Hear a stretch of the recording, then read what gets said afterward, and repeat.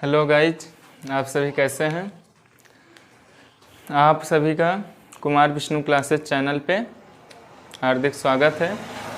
आज हम सभी लोग देखिए जो ताम्र पाषाण काल के बारे में पढ़ रहे थे तो उसी के आगे जानेंगे। देखिए ताम्र पाषाण काल, चैल्कोलिथिक पीरियड।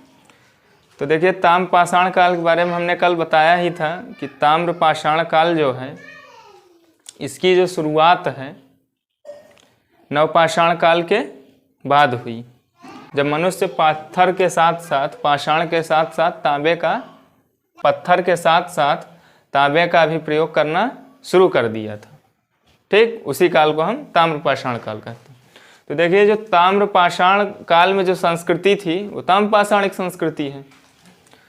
तो भारत में जो स्थल हैं उनकी बात करेंगे तो भारत में ताम्र पाषाण कालीन मुख्य क्षेत्र, जो भारत में ताम्र पाषाण कालीन संस्कृति के जो मुख्य क्षेत्र हैं उनमें देखिए दक्षिण पूर्वी राजस्थान में अहाड़ एवं गिलुंड। हमने यह बताया था कि जो ताम्र पाषाण संस्कृति है ये हड़प्पा सभ्यता के पहले भी थी, हड़प्पा सभ्यता के समय में भी थी और हड़प्पा सभ्यता के बाद में भी थी। तो जगह देखिए दक्षिण पूर्वी राजस्थान में अहाड़ एवं गिलुंड ये जगह है। अहाड़ जो है राजस्थान के उदयपुर में है और गिलुंड जो है राजसमंद में है। और देखिए कौन से क्षेत्र हैं, देखिए पश्चिमी मध्य प्रदेश। तो पश्चिमी मध्य प्रदेश में मालवा, कायथा तथा एरण है। और पश्चिमी महाराष्ट्र में देखिए पश्चिमी महाराष्ट्र में अहमदनगर जिला जो है, अहमदनगर के जोरवे, नेवासा, दैमाबाद, सोनगांव, जोरवे, नेवासा, दैमाबाद, सोनगांव। ठीक, और चंदौली में भी हैं, इनाम गांव में भी है। इनाम गांव पुणे में पड़ता है, चंदौली कोल्हापुर में। तो ये सभी पश्चिमी महाराष्ट्र में पाई जाने वाली ताम्र पाषाणिक संस्कृतियां हैं, उनके क्षेत्र हैं ताम्र पाषाणिक संस्कृतियों के। और देखिए पूर्वी भारत में यदि हम बात करें तो गंगा तटवर्ती चिरांद, ये जो है बिहार में पड़ता है। ये चिरांद जो है ये नवपाषाण काल में भी ये बहुत महत्वपूर्ण स्थल है। ठीक, और ताम्र पाषाण काल में भी है। गंगा तटवर्ती चिरांद और पश्चिम बंगाल के वीरभूम जिले में महिषादल, तो वीरभूम जिले में महिषादल पश्चिम बंगाल के ये महत्वपूर्ण स्थल हैं ताम्र पाषाणिक संस्कृति के। अब देखिए हम लोग ये जानेंगे कि ताम्र पाषाण काल के जो लोग थे वो कैसे थे। तो देखिए नवपाषाण काल के बाद ताम्र पाषाण काल आता है। तो मानव जो है विकसित था, नवपाषाण काल से बहुत विकसित हो चुका था। जैसे नवपाषाण काल में भाई कृषि की खोज हुई थी, शुरुआत हुआ था, मानव कृषि करना आरंभ किया था। तो अब क्या है और उन्नत अवस्था में है। तो देखिए ताम्र पाषाण युग के जो लोग थे वो क्या करते थे, पशुपालन और कृषि। तो कृषि में गेहूँ, चावल, बाजरा, मसूर, मूंग आदि दलहन फसलें भी उगाते थे, दाल वगैरह। पशुपालन में भेड़, बकरी, गाय, भैंस, बैल भी मिलता है। बैल का प्रयोग वो बैलगाड़ी में करते थे ताम्र पाषाण कालीन लोग। ऊंट से भी परिचित थे ये लोग। और देखिए मातृदेवी की पूजा और वृषभ धार्मिक संप्रदाय का प्रतीक था। ये लोग मातृदेवी की पूजा करते थे और वृषभ मतलब बैल जो था वो धार्मिक संप्रदाय का प्रतीक था, चिन्ह था। और देखिए भारत में प्रथम बार ग्रामीण सभ्यता की स्थापना ताम्र पाषाण कालीन मानव के द्वारा हुई। भारत में जो पहली ग्रामीण सभ्यता जो है उसकी स्थापना जो है ताम्र पाषाण कालीन मानव ने ही की थी। पहली बार ग्रामीण सभ्यता इन्हीं के द्वारा आई।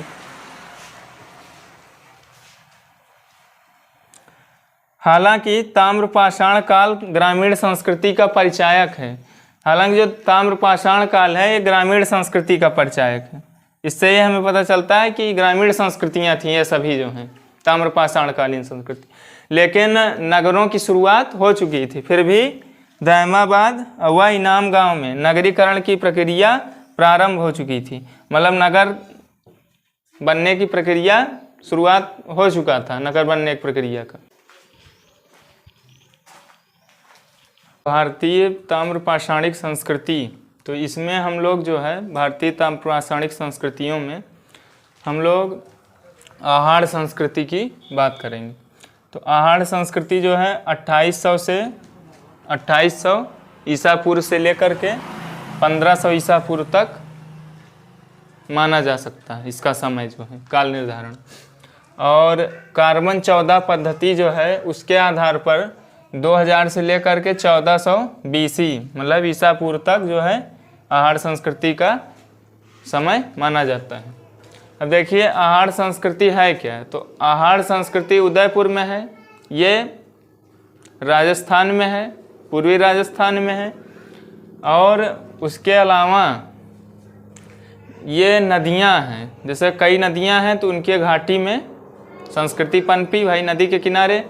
तो राजस्थान के उदयपुर में स्थित आहार नदी के किनारे ये संस्कृति फैली। इसके जो देखिए स्थल हैं, तो स्थलों में आहार, गिलुंड, बालाथल, ये सभी आहार संस्कृति के स्थल हैं।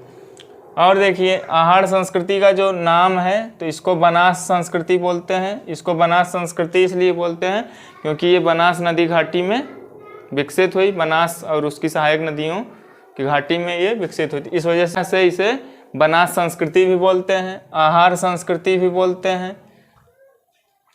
अब इसके स्थल आहार, गिलुंड, बालाथल। तो बालाथल जो है ये एक परकोटे से घिरी बस्ती थी। बालाथल जो है, परकोटा मतलब चारों तरफ, जैसे किला होता है तो उसके चारों तरफ जो दीवार होती है उसको परकोटा बोलते हैं। तो बालाथल जो है एक परकोटे से घिरा बस्ती थी, घिरी बस्ती थी बालाथल। और 1954 ईस्वी में अक्षय कीर्ति व्यास जो थे, इन्होंने खुदाई किया आहार स्थल की।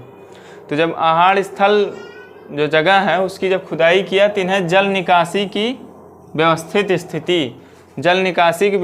स्थिति का पता चला। तो उसे जो जल निकासी की व्यवस्थित स्थिति है उसको इन्होंने चक्रकूप कहा है।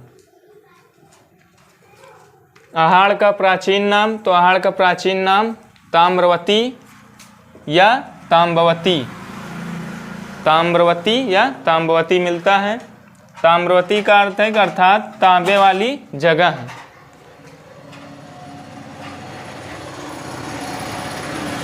ताम्रवती अर्थात तांबे वाली जगह, तो इसका जैसे नाम है तो तांबे वाली जगह नाम था ताम्रवती।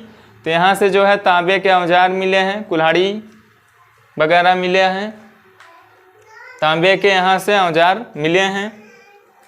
उत्खननकर्ता, यदि हम आहार संस्कृति के उत्खननकर्ता की बात करें तो रतन चंद अग्रवाल हैं। इन्होंने 52-53 मतलब 52 से 53 और 53 से 54 में इन्होंने आहार संस्कृति को उत्खनन कराया, जहाँ से हमें तब जब इन्होंने उत्खनन कराया तब से हमें फिर ताम्रपाषाणिक संस्कृति जो ये आहार संस्कृति है इसका पता चला। और देखिए यहाँ से देखिए मिला क्या क्या है। तो टेराकोटा के बने बैल मिले हैं, लाल काले मृदभांड मिले हैं। ठीक, तो लाल काले मृदभांड जो हैं मिले हैं, उसके ऊपर, उन मृदभांडों के ऊपर सफ़ेद रंग से चित्रकारी की गई है। यूनानी पूप पात्र और यूनानी अपोलो देवता की मूर्ति भी मिली है।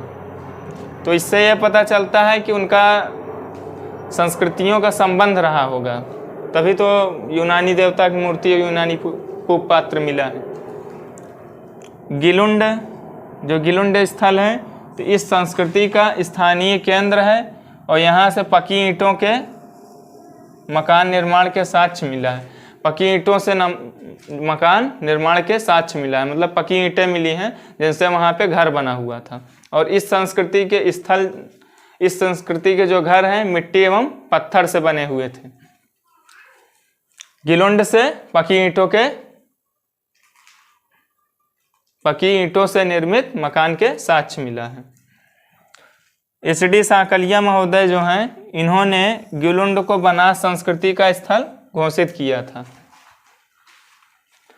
इस संस्कृति का विकास बनास नदी घाटी में हुआ, इसी कारण से इसे बनास संस्कृति भी कहते हैं। और आहाड़ से 12 किलोमीटर दूर मैतून तथा उमरा नामक स्थान है। आहाड़ से 12 किलोमीटर दूर मैतून तथा उमरा नामक स्थान जो है, वहाँ से हमें तांबे की भट्ठी, तांबे के गलाने का साक्ष्य मिला है, मतलब तांबे की भट्ठी मिली है। तो देखिए धातु को प्रगलन कह सकते हैं। धातु का देखिए प्रगलन जो है तभी किया जाता है, देखिए 2 स्थितियों में किया जाता है। एक तो हमें उसमें कुछ मिलाना हो, मिश्रित धातु का निर्माण करना हो, और या तो फिर हमें किसी औजार को बनाना हो, तो उसको हम गला के पीट के एक सही आकार देंगे। तो बालाथल से भी मिला है, देखिए बालाथल से तांबे की भट्ठी, मतलब धातु को वही प्रगलन करने का, तथा कुष्ठ रोग का प्राचीनतम प्रमाण जो है हमें बालाथल से मिलता है, कुष्ठ रोग का प्राचीनतम प्रमाण। और बालाथल से हमें योगी की मूर्ति भी मिली है। कहने का अर्थ यह है कि जो भारतीय ताम्रपाषाणिक संस्कृतियां हैं, ये सभी जो हैं काफ़ी उन्नत अवस्था में थी। कहने का अर्थ ये है कि देखिए इनके पास जो है तांबे के गलाने के साथ, मतलब धातु प्रगलन का इनके पास मिल रहा है, और इसके अतिरिक्त अन्न भंडारण का भी प्रमाण मिलता है। गिलुंड से अन्न भंडारण का भी प्रमाण मिलता है। हालांकि सिंधु घाटी सभ्यता से ज़्यादा विकसित नहीं थे, फिर भी नवपाषाण काल से ये बहुत ही विकसित थे, क्योंकि ये अन्न का पैदावार उन्नत अवस्था में अब कर रहे थे, ज़्यादा कर रहे थे, उन्नति की ओर बढ़े थे। देखिए एक बार और देख लेते हैं भारतीय ताम्रपाषाणिक संस्कृतियाँ। आहाड़ संस्कृति, देखिए आहाड़ संस्कृति बनास नदी घाटी एवं उसके जो बनास नदी की सहायक नदियां हैं उन सभी घाटी क्षेत्र में स्थित है। और आहाड़ जो स्थल है ये राजस्थान के उदयपुर में स्थित है, और बनास नदी घाटी में इसका विकास हुआ, इस कारण से इसे बनास संस्कृति भी बोलते हैं, आहाड़ संस्कृति भी बोलते हैं। और 1954 में अक्षय कीर्ति व्यास, इन्होंने जब आहाड़ स्थल की खुदाई किया तो वहाँ से जल निकासी की व्यवस्थित स्थिति देखा, जल निकासी की बहुत बढ़िया स्थिति, अच्छे से उसका सिस्टम मिला, तो उसको इन्होंने चक्रकूप कहा है। किन्होंने? अक्षय कीर्ति व्यास ने। उत्खननकर्ता रतन चंद्र अग्रवाल, ठीक। और आहाड़ का जो प्राचीन नाम मिलता है वो ताम्रवती या ताम्बवती। कहने का अर्थ है ताम्रवती अर्थात तांबे वाली जगह। यहाँ से हमें तांबे के औजारों उपकरणों के साक्ष्य मिले हैं, कुल्हाड़ी, ये सब चीज़ें मिली हैं। टेराकोटा से बने बैल मिले हैं। टेराकोटा मतलब मिट्टी को पका के बनाया जाता है, तो टेराकोटा से निर्मित बैल। लाल काले मृदभांड और उसमें चित्रकारी, ये सब मिला है, साक्ष्य हैं जो कि हमारे। और गिलुंड से पकी ईंटों से निर्मित मकान के साक्ष्य मिला है। और इस संस्कृति का विकास बनास नदी घाटी में हुआ। एच.डी. सांकलिया महोदय ने गिलुंड को बनास संस्कृति का स्थल घोषित किए थे। और आहाड़ से 12 किलोमीटर दूर मैतून तथा उमरा नामक स्थानों से तांबे के गलाने का साक्ष्य मिलता है। और बालाथल से भी तांबे की भट्ठी, मतलब यहाँ से भी धातु प्रगलन, तांबे के गलाने का साक्ष्य मिलता है। और कुष्ठ रोग का प्राचीनतम प्रमाण हमें बालाथल से मिलता है।